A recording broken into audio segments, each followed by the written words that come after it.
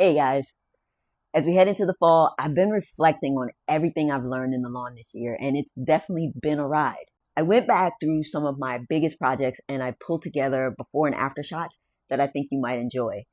Since many of you are tackling your fall lawn work right now, this felt like the perfect time to share and provide you some encouragement. Let's dive in. This yard was one of my first renovations, and although it's pretty small, it taught me a lot about the process. We started off with a lot of weeds, but this property turned out well. When I was done, it looked like a beautiful dark green carpet. Next, my little brother moved into a new house, so we had to make that lawn look great. As expected, problems were encountered, but we worked through them. In the end, the final results were beautiful. This fringe yard was not in bad shape at all, but it still needed some work.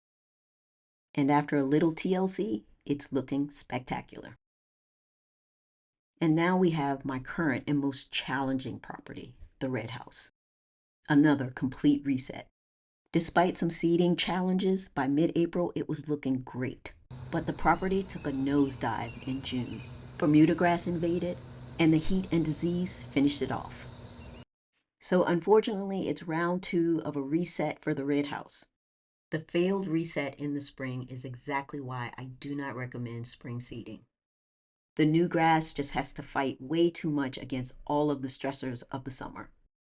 Round 2 renovation is currently in process and things are going along pretty well. Despite watering issues, the grass is looking pretty good.